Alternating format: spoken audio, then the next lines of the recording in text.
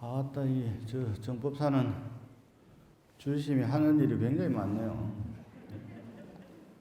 이건 혼자 북치고 장구치고 다 해먹는다고 소문이 날 것 같아서.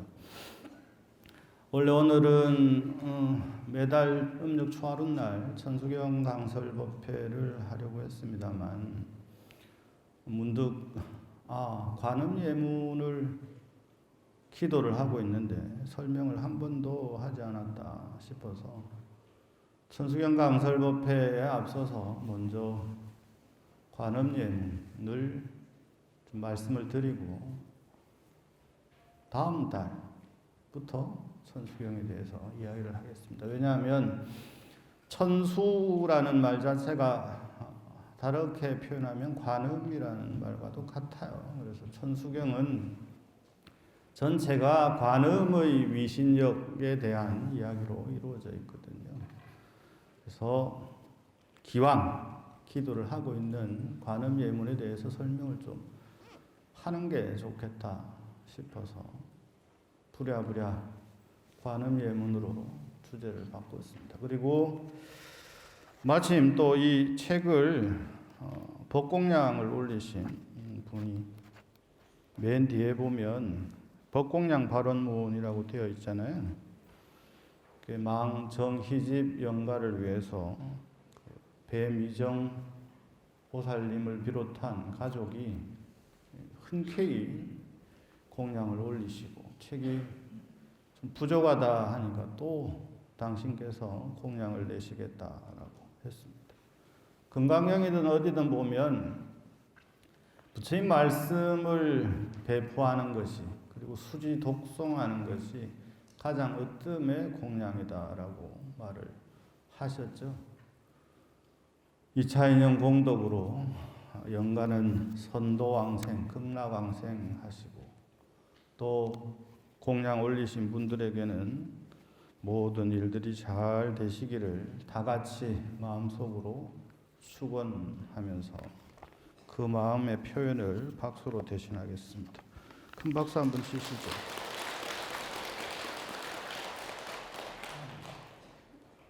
한 가지 기준을 말씀을 드리면 경전을 독송할 때 원래 설단의식이라고 하는 의식을 꼭 거쳐야 됩니다. 그래서 보통 보면 여기에 계신 분들은 다 거의 프로급이라 아까 신장 기도를 하는데도 보니까 따라 하시는 분들이 많이 계시더라고요. 오늘은 내용을 조금 처음 했던 것보다 좀 다르게 했는데도 잘 따라 하는 거 보니까 이분들이 평소에 기도들을 많이 하시는구나. 그 중간중간에 입만 뻥긋뻥긋 좌우로 돌리고 이러면 다 아마추어고 초보자구나. 이렇게 하시면 됩니다. 그래서 정법사에 보니까 법요집을 만든 지가 오래돼서 내용도 좀 많이 다르고 그래서 지금 법요집 제작을 하고 있습니다. 다 뒤에 좀 말씀을 드리도록 하죠. 설단의식이라고 하는 것은 단을 마련하고 부처님을 모시고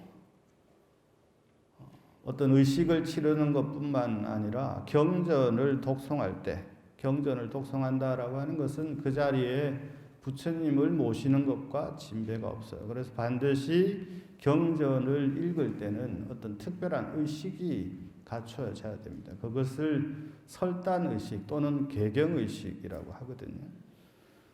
그 대표적인 예가 앞에 나오는 우리 정구업진언 할 때 그 내용들도 사실은 앞에 오방내외 아니지신 제신진언 이렇게 이루어져 있잖아요. 그 내용들이 뭐냐 그러면 그것이 바로 설단의식, 개경의식이에요. 제가 지금 이러한 마음가짐으로 경전을 독송하니까 사방에 계신 신중들은 호법들은 이 도량을 보호해 주시고 이 경전을 독송하는 이들을 보호해 주시고 가피해 주십시오라고 하는 내용으로 이루어져 있거든요. 그래서 여기도 역시 마찬가지입니다. 관음 예문도 그래서 맨 처음에 관음 예문인데 맨 처음에 누가 등장을 하시냐 그러면 누가 등장하세요?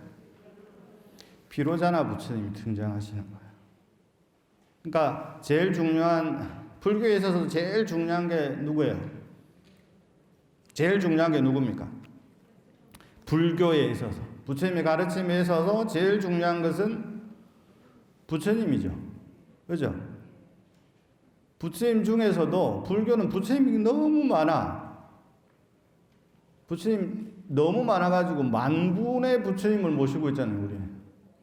예? 너무 많아가지고. 부처님 이름 갖다 붙이면 다 부처님이에요. 근데 그 중에서도 제일 중요한 부처님 세 분이 계시잖아요. 청정법신.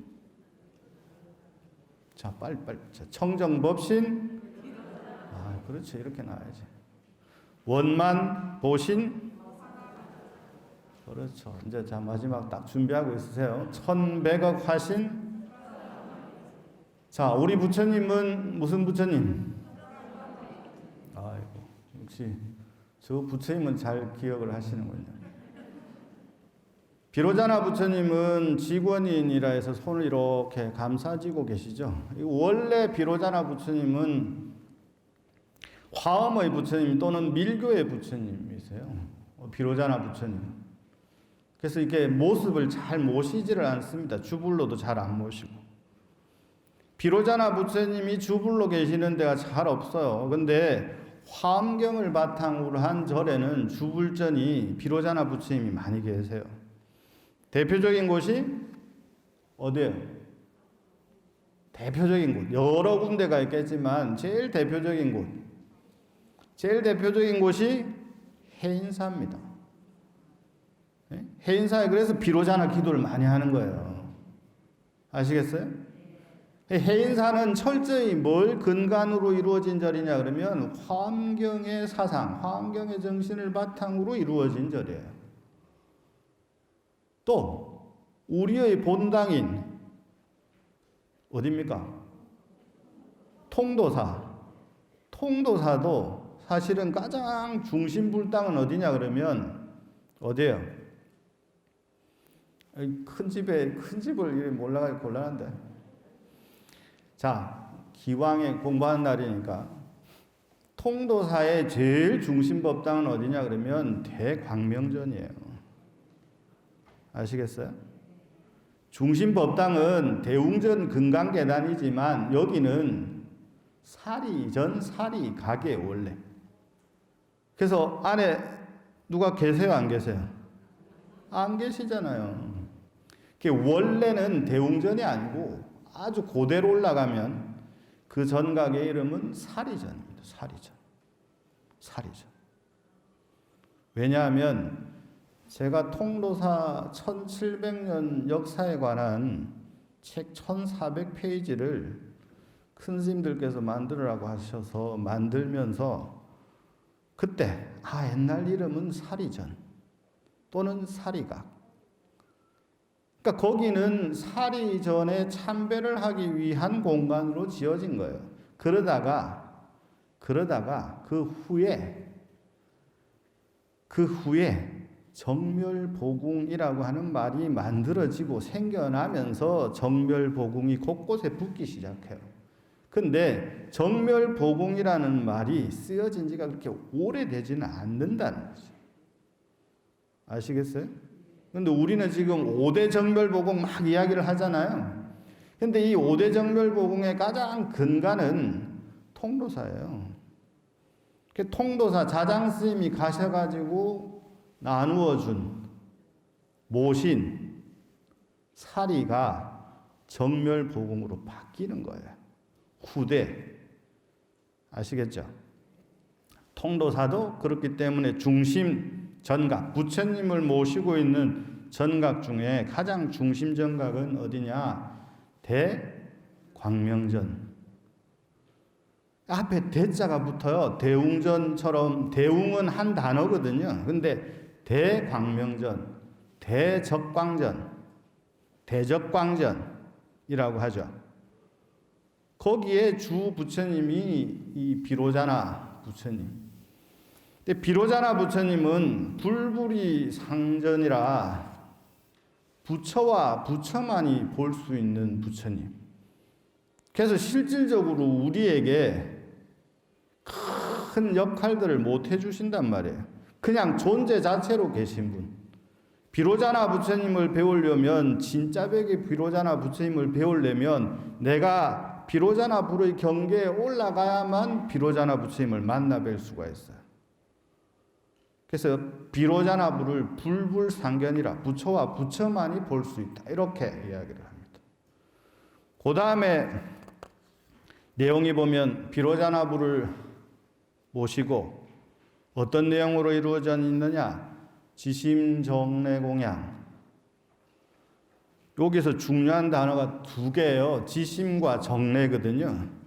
지심은 부처님을 친견할 때, 부처님을 대할 때 어떤 마음가짐으로 접근해야 되느냐 라고 하는 것을 딱 두 글자로 이야기하는 거예요. 지심으로.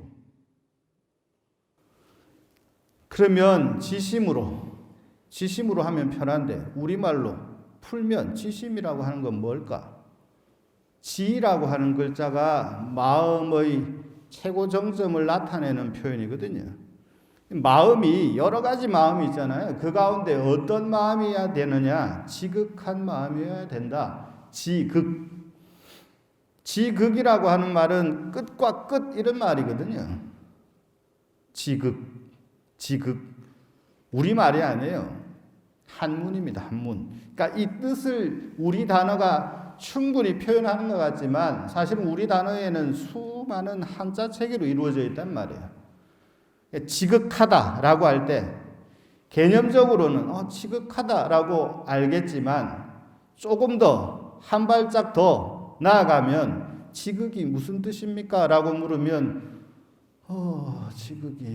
지극이긴 한데 지극이 무슨 뜻일까? 생각해 보셨어요? 지극정성이라고 하잖아요. 그때 지극하다라고 하는 표현은 무슨 말일까? 무슨 표현일까? 지극. 그 지자도 다다를 지자. 끝까지 갔단 말이에요. 에? 끝까지 갔단 말이에요. 다다를 지자예요. 다다를 지자. 어딘지 모르지만 하여간 끝까지 갔다. 끝까지. 극자도 마찬가지. 끝까지. 그러면 내가 마음을 낼 수 있는 모든 걸 치어 짜고 해야 지심이 되는 거예요. 영어로 표현하면 올인. 거기에 몽땅 그냥 올인하니까 훨씬 더 가깝게 옵니까? 지극보다는? 내가 가지고 있는 모든 것들을 하나로 딱 모은 상태를 지심의 상태. 그 상태로, 그 마음으로. 그러면 자, 왜 지심이라고 하는 표현을 쓸까? 마음의 끝까지 가야 된다. 마음을 하나로 모아서 똘똘 뭉쳐서 끝까지 가야 된다. 내 마음을 오직 하나로 딱 뭉쳐야 된다. 오직 하나로 뭉쳐야 된다. 왜 이런 표현을 쓸까? 사람이 한 생각, 한 마음을 일으킬 때 여기에 머리에 이렇게 그 파장을 일으키는 그 점검하는 걸 여기에 머리에 딱 대고 사람이 탁 생각을 하잖아요. 그럼 파장의 진동이 엄청나게 많이 일어납니다. 한 생각이 그만큼 파장으로 보면 엄청난 파장의 형태로 나타난다고요. 그래서 불교에서는 한 생각을 일으키는 그 순간이 부처와 중생으로 나누어진다고 끊임없이 이야기하는 거예요. 이게 과학적으로 증명이 되는 종교는 쉽지가 않습니다. 그런데 부처님의 가르침은 과학이 발달하면 발달할수록 더더욱 증명이 되고 있죠. 왜? 서양에서는 실질적으로 일어나는 현상에 대해서 과학적으로 연구를 굉장히 많이 합니다. 특히 마음에 대해서. 이걸 연구하면 할수록 부처님의 가르침이 얼마나 위대하고 과학적인가가 증명이 되는 거예요. 한 생각을 일으키는 순간 우리 흔히 보면 어떤 생각이 많은 사람에게 뭐라고 표현합니까? 이게 경상도 표현인지 모르겠습니다. 오만 생각 다 한다. 아이고, 별 생각 다 한다. 라고 할 때, 오만 생각 다 한다. 라고 하죠. 자, 단어가 가지고 있는 하나하나의 의미를 생각하면 이렇게 재밌어요. 무의식적으로 하는 이 표현들, 언어들, 행동들, 습관들, 여기에 대한 관찰이 일어나야만 부처님 공부가 되기 시작하는 겁니다. 그때부터. 그러니까 여러분들도 그런 습관을 가지는 게 중요해요. 오만 생각 다 한다. 아이, 오만 때만 생각 다 한다. 때만은 또 뭘까? 때만, 오만 때만. 예? 재밌다, 그죠? 오만 때만 생각 다 한다. 근데 실제로 파장의 형태가 5만 회까지는 아니라도 엄청나게 많은 파장을 일으킨단 말이에요. 그러니까 우리가 한 생각을 탁 일으키는 순간 생각의 파장은 걷잡을 수 없이 이 마음이라고 하는 것이 그와 같아요. 마음이라고 하는 것이 한번 딱 작용을 하면 흩어져요. 지금 이 순간도 여러분들이 집중하고 있는 것 같지만 아차하면 이 생각의 파장들은 곳곳으로 치달립니다. 그때는 내 마음이 하나의 마음입니까? 아니면 천갈래의 마음입니까? 웃기잖아요. 마음이라고 하는 것은 형상이 없다고 하지만, 그러나 마음을 규정 지을 수 없다고 하지만 잠깐이라도 생각을 해보면 이 마음이라고 하는 것은 수많은 갈래로 치달리기 마련이란 말이죠. 근데 지심이라고 하는 이 한 단어가 우리의 마음가짐이 어떠해야 하는가를 이야기하는데 지극한 마음이라고 표현할 수도 있지만 마음을 하나로 모아야 된다. 그래서 어떻게 표현되느냐? 지심정래 말고 또 뭐 있어요? 일심정래 생각납니까? 똑똑한데. 자, 지심과 일심은 같은 말일까요? 다른 말일까요? 같은 마음이에요? 같은 단어예요? 같은 말일까요? 일심과 지심. 같은 말이에요. 일심. 한 마음이라는 것은 마음을 하나로 모아라는 뜻이에요. 하나의 마음. 오직 하나의 마음. 어떤 마음? 부처에 대한 마음. 가르침에 대한 마음. 진리에 대한 마음. 무엇인가에 대한 마음. 그것을 하나로 모아라는 뜻이죠. 그래서 한 마음에 일심으로 정례합니다. 지심으로 정례합니다. 같은 말이에요. 지심으로 정례한다. 그러면서 공양한다. 요 짧은 요 단어가 설명을 하려 치면 한도 끝도 없습니다. 이래서 공부를 해야 돼요. 사실은 저는 지심, 정례, 공양만 가지고 며칠도 할 수 있겠네요. 지심, 정례하는데, 자, 지심은 마음가짐이라고 그랬잖아요. 정례는 몸가짐이에요. 몸가짐인데 어떤 몸가짐이냐? 오체투지의 몸가짐. 그죠? 지심은 나의 마음 상태를 이야기를 하는 것 같으면, 그러면 이 정례는 몸가짐이에요. 한 마음으로, 지극한 마음으로. 그 지극한 마음이 몸으로 표현되면 어떻게 표현될까? 그게 정례예요. 나의 지극한 마음이 몸으로 표현되면 어떻게 표현되느냐? 정례로 나타난단 말이죠. 정례는 뭐냐? 나의 이마를 땅바닥에 대는 거잖아요. 맞아요? 이제 몸이 불편해서 구부리고 일할 때 저절로 아이고 소리가 나가지고 이마가 땅에 잘 안 닿을 텐데. 예? 이 사람이라고 하는 것이 습관의 동물, 환경의 동물이라 조금만 익숙해지면 절을 무의식적으로 하게 돼요. 뜨끔하죠? 절할 때 여러분 절한다는 걸 인지하고 절을 합니까? 무의식적으로 하잖아요. 부처님 보면 이렇게 하고 그냥 삼배해야 되니까. 의식적으로 합니까? 무의식적으로 합니까? 솔직하게 이야기 됩니다. 자기 고백의 순간이 고쳐지는 순간이에요. 스스로 끊임없이 자기 고백이, 자기 성찰이 일어나야만 자기의 행위가, 업이 전환이 됩니다. 그렇지 않으면 절대 바뀌지를 않아요. 저 역시도 마찬가지예요. 무의식적으로 거의 대부분 행동하죠. 익숙해진 것은. 그래서 옛날 스님들이 공부는 선 공부가 더 쉽다라고 이야기합니다. 낯선 공부가. 왜냐하면 익히려고 노력하잖아요. 그죠? 천수경 안 될 때 생각해 보시면 여러분 천수경 엄청 열심히 틀린다 막 책 보고 해서 근데 요즘은 책 안 보고 하잖아요. 맞죠? 책 보고 합니까? 책 안 보고 하죠? 아이씨 천수경 뭐 반야신경을 누가 책 보고 합니까?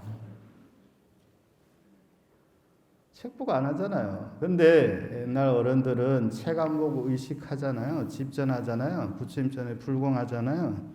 기도하잖아요. 그러면 목탁채로 사정없이 때리셨어요. 어디 불전해요? 저는 어려서 출가를 해서 사실은 350페이지 한 400쪽 책을 통째로 외웠거든요. 지금은 잘 안 됩니다만 예전에는 어디 가서도 뭐 목탁 하나만 했으면 책 안 보고 그냥 다 했어요. 안 봐도 다 아니까. 근데 어른들은 수십 년 하신 어른들일수록 책을 보십니다. 이렇게. 혹시라도 내가 틀릴 수 있다라는 생각을 하세요. 부처님 전에 기도를 하는 자가 그렇게 방만한 마음으로 허투른 마음으로 하면 안 된다 이거. 예전에는 이게 이해가 안 됐어요. 스님, 당신 자꾸 헷갈리니까 책 보면서 나는 하나도 빠짐없이 다 외울 수 있는데 그게 중요한 게 아니라는 거죠. 그래서 여러분들 보고 책을 보시고 하시라는 뜻이 아닙니다. 의미가 아닙니다. 외우는 건 얼마든지 함께 하면 되는데 제가 이 말씀을 드리는 이유는 우리 인간은 익숙해지면 이렇게 한쪽으로 제쳐두는 습관을 가지고 있어요. 그게 중생의 업이거든요. 사실은 여기에 중생이 부처가 되지 못하는 비밀이 숨겨져 있어요. 무슨 말인지 이해 가십니까? 이해가 잘 안 가죠. 지심, 마음가짐을 이야기하고 정례는 몸가짐을 이야기를 하는데 왜 정례가 몸가짐의 끝 표현이냐 그러면 내가 나의 신체에서 가장 높은 부분이 어디예요? 이 머리잖아요. 그 중에서도 여기를 땅에 댈 수는 없잖아요. 근데 사실은 실제적으로 여기를 땅에 대는 거예요. 이마를 땅에 딱 댔는 순간 그때 부처님께서 이렇게 만져주시는 거거든요. 부처님 손 모양 중에 이러고 계시는 것들이 있잖아요. 이게 수기를 하는 것일 수도 있고 머리를 이렇게 만져주시는 거예요. 나의 가장 높은 머리를 내가 존경하고 귀할 대상인 부처님 앞에 숙인다라고 하는 것은 내가 가지고 있는 모든 것을 님에게 바친다는 뜻도 되고 다른 표현으로 하면 내가 가지고 있는 아상을 생각의 고리를 비운다는 의미가 더 커요. 나는 당신이 하시는 말씀은 무엇이든 믿겠습니다 하고 숙이는 거예요. 이 지심 정례가 이렇게 어렵습니다. 글로도 어렵고 내용으로는 말할 것도 없죠. 지심이 되기도 어렵고 정례가 되기도 어렵고 정례가 되기가 얼마나 어렵습니까? 몸가짐도 힘든데 저도 지금 배가 나와가지고 이게 이마가 땅에 잘 안 닿거든요. 저는 이게 저 고백을 잘 하잖아요. 이 습관을 들여야 돼요. 제가 이 배가 정말 이렇게 살이 찌고 해가지고 무릎이 안 좋고 다리가 안 좋고 막 이러니까 절을 점점 안 하게 돼요. 그러니까 점점 몸이 이렇게 부해지죠. 그러니까 당연히 절을 하는데 굉장히 힘듭니다. 이마가 따야 돼, 땅에 따야 되는데 배가 무릎에 받쳐가지고 이마가 땅에 잘 안 닿아요. 이게 쉽지가 않단 말이죠. 정례가. 그러니까 몸이 잘 되어 있어야만, 몸의 항복이 먼저 돼야만, 이게 마음을 항복받았느냐 받지 못했느냐는 몸가짐에 나타나기 마련입니다.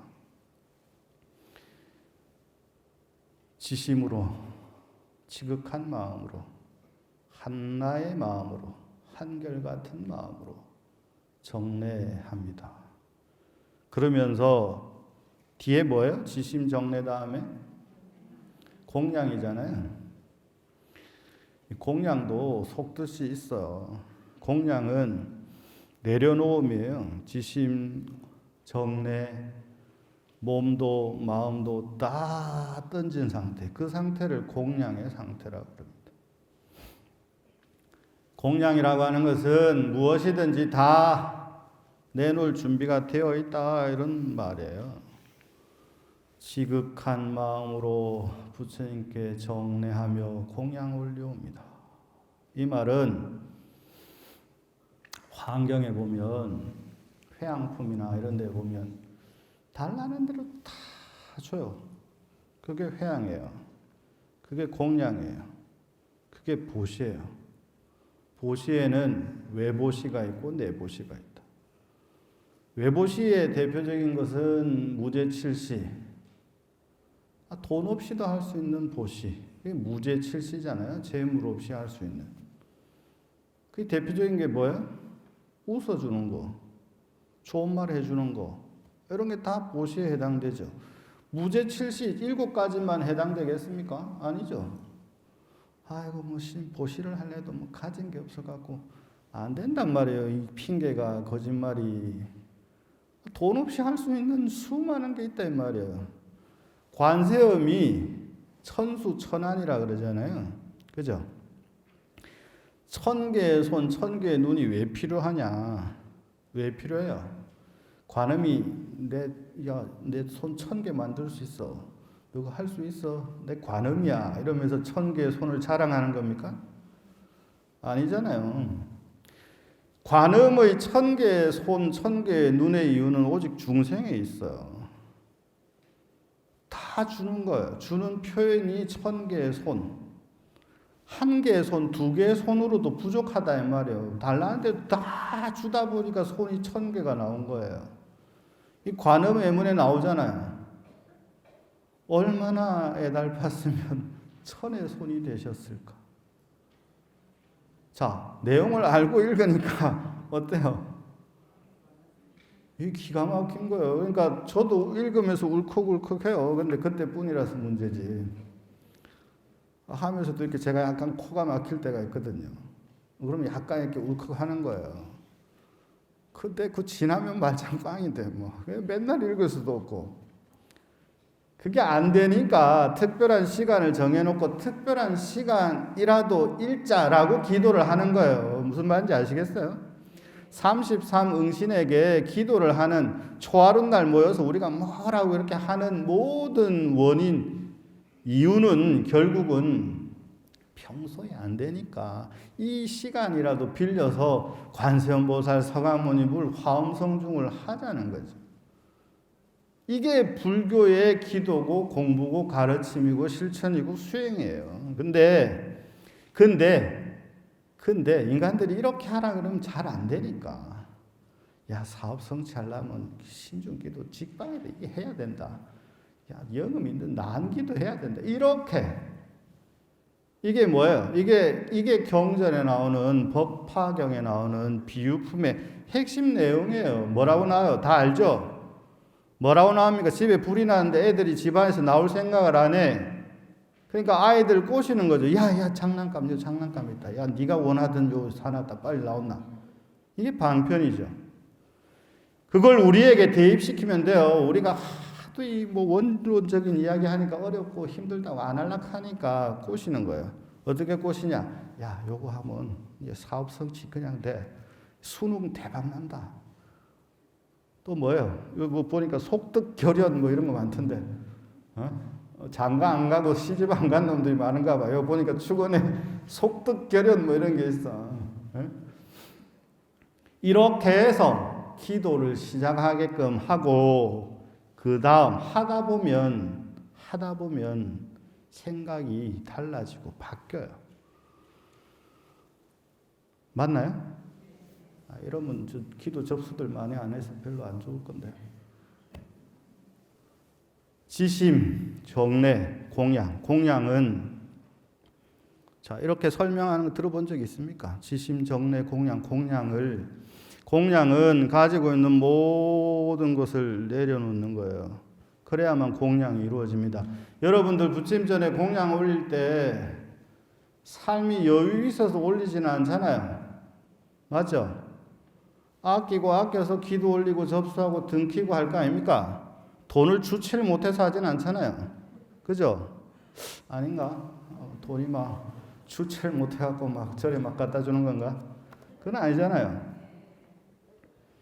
지심, 정례, 공양은 자, 첫 번째 공양을 하는 습관을 들이면 이게 보시의 습관입니다.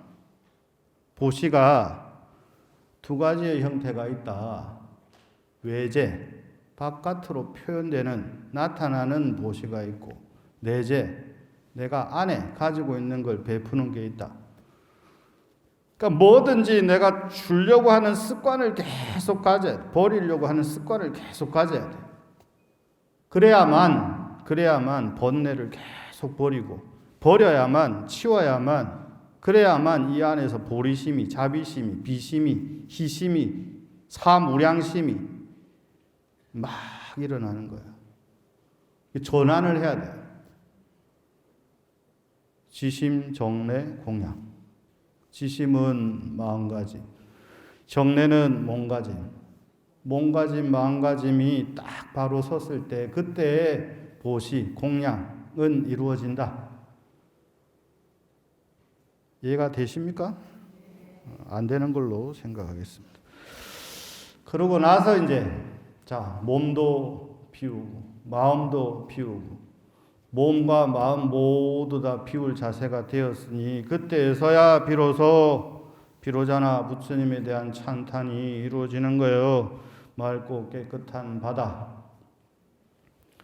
바다는 수많은 자원을 함유하고 있다. 그래서 비유로 불교에서는 바다를 이야기를 많이 합니다. 바다에서 수많은 것들이 만들어질 수 있고 함유하고 있기 때문에 바다라는 말로 표현을 하는 거죠.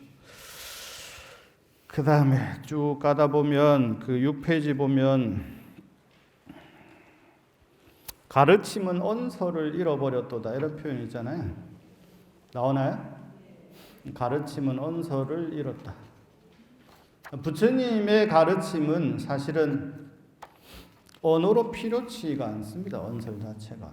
왜냐하면 부처님은 그냥 무연자비, 부처님과 보살의 자비는 무연자비예요.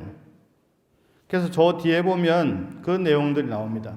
뭐라고 나오냐 그러면 나는 걱정할 것 없다. 고난의 시간이 다가와도 멸망의 시간이 다가온다 하더라도 나는 걱정할 게 없다. 왜? 청하지 않아도 늘 나에게 초점을 맞춰주는 관세음 보살이 계시니까 이런 표현 나옵니다.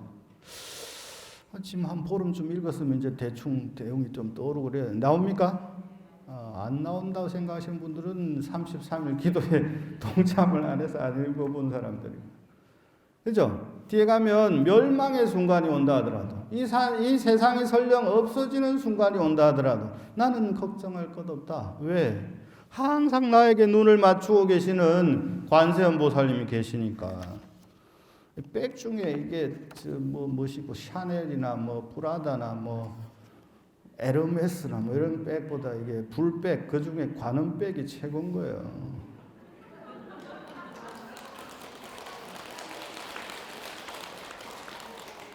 아니 웃기잖아요. 그거는 돈 겁나게 모아가지고 가야 살똥말똥한데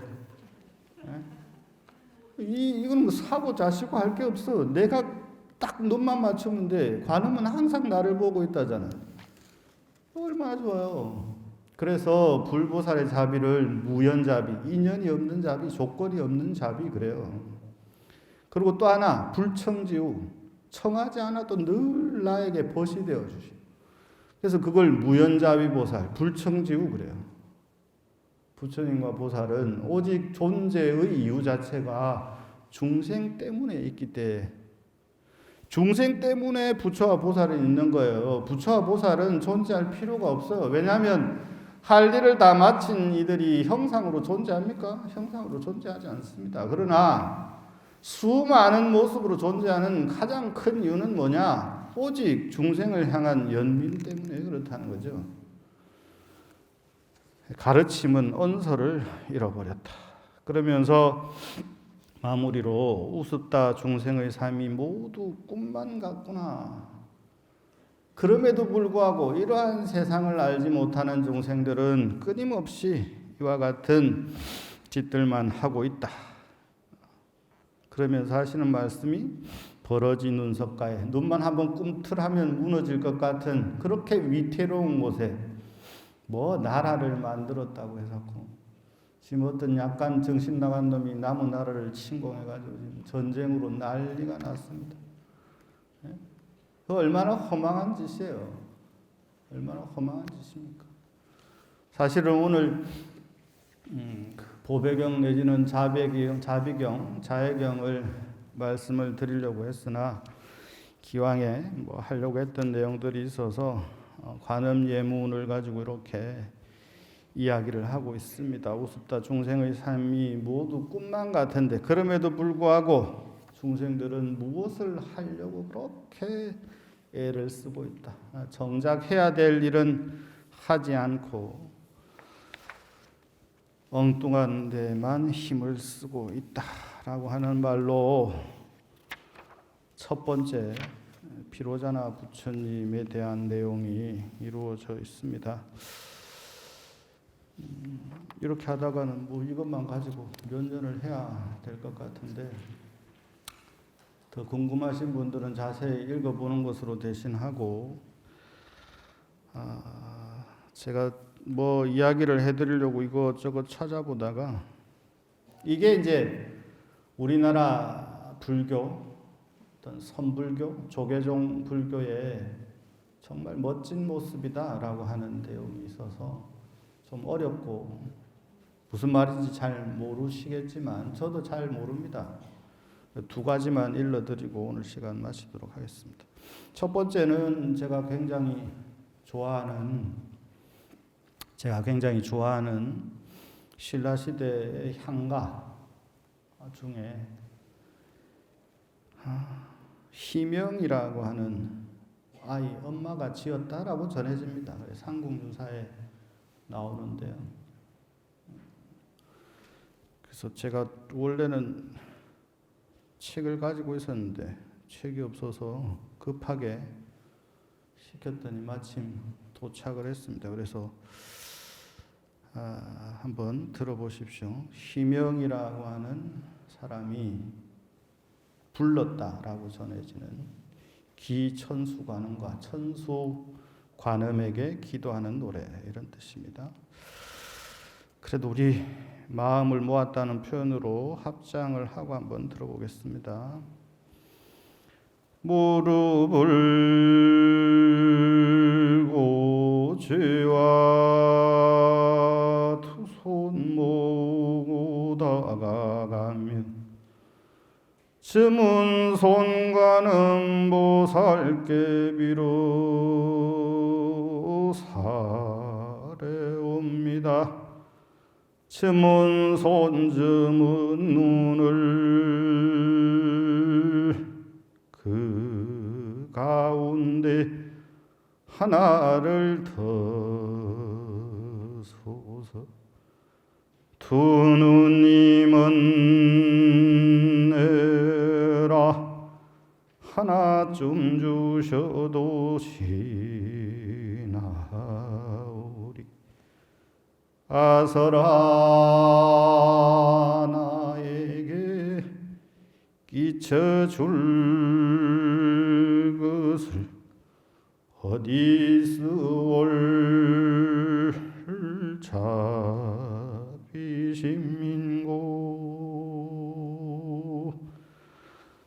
분황사라고 하는 절이 있습니다.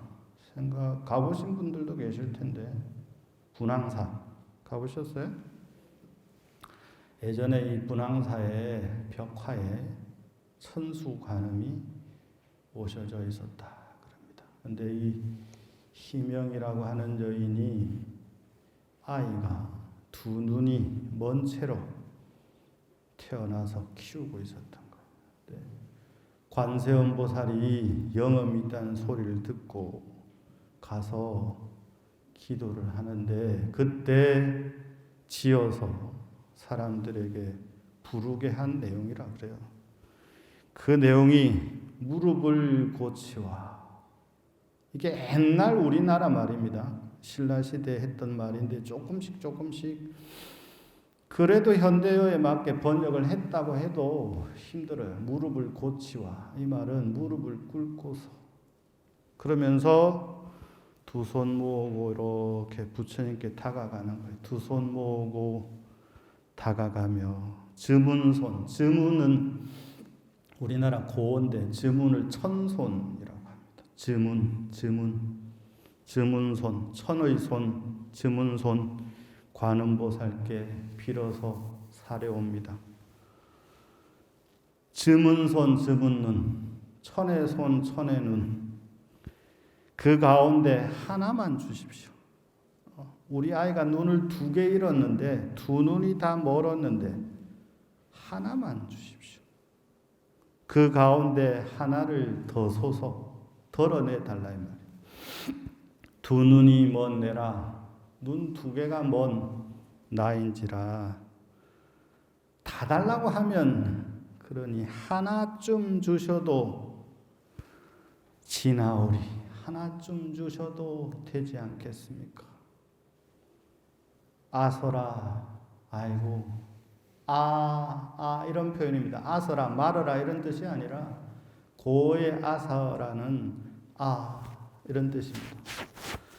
나에게 끼쳐줄 것을 나에게 줄 것이 아니라면 눈 하나도 나에게 주지 않는 관음보살, 천의 눈을 가진 관세음보살이라고 할 것 같으면 그대의 자비는 어디 쓰올 자비심인가?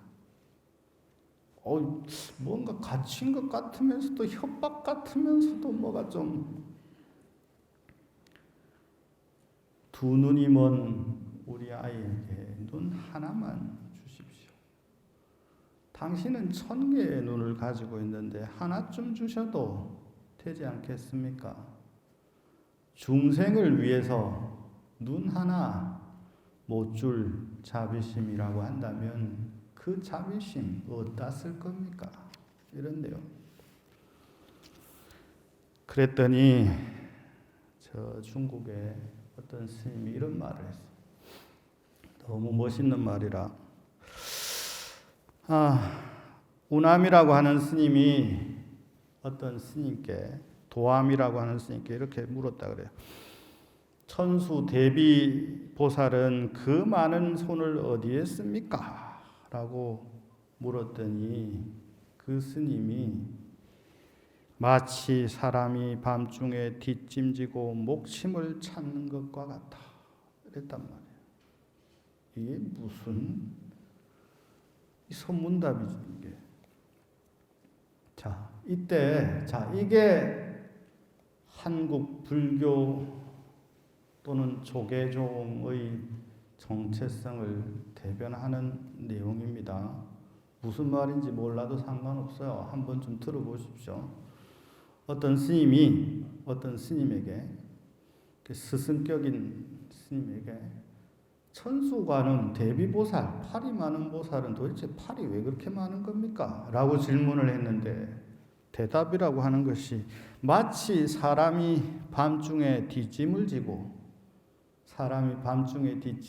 목침을 찾는 것과 같다. 그랬단 말이에요. 그랬더니 희한하게도 질문을 한 스님이 알겠다라고 하면서 잘 들으세요. 온몸에 손과 눈이 있는 것이군요 라고 했다. 온 몸에, 이걸 한문으로는 편신시천한 그럽니다. 온 몸에. 자, 내용을 떠올리세요. 온 몸에. 그래야만 천수천안의 관세음보살 몸을 떠올리면 돼요. 관세음보살이 계시고 우리 원통전에 계시잖아요. 뒤에 이렇게 쫙 손이 펼쳐져 있고 거기 하나하나에 다 눈이 생겼다. 눈이 있다. 이해가 되십니까? 온 몸에 손과 눈이 있는 것이군요 하였더니 이 답을 들은 스님이 그대의 답은 열에 여덟만 맞다 라고 하시면서 뭐라고 일러줬느냐. 온 몸이 그대로 손과 눈이다 라고 일러줬다. 무슨 말인지 이해가 잘 안 가죠. 앞에 첫 번째는 온 몸에, 몸 자체에 손과 눈이 있다라고 이야기를 했고, 그랬더니 이 스님이 너는 10 중에 8개만 맞췄다. 나는 온 몸이, 자, 온 몸에 손과 눈이 있는 거하고 온 몸 전체가, 자, 한정이 없어요. 몸에만 있는 거고, 이 스님은 몸 전체 원하기만 하면 그게 눈이 되고 손이 되고, 온 몸에 눈과 손이 있다 했더니 아니다. 온 몸이 그대로 손과 눈이다 라고 이야기를 했다고 합니다. 관세음 보살의 존재 이유는 오직 중생을 향한 연민심으로 존재하고 계신다라고 하는 말씀으로 오늘의 관음예문 일러드리려고 했던 내용들은 정말 많은데 시간 관계상 오늘은 여기까지만 하도록 하겠습니다.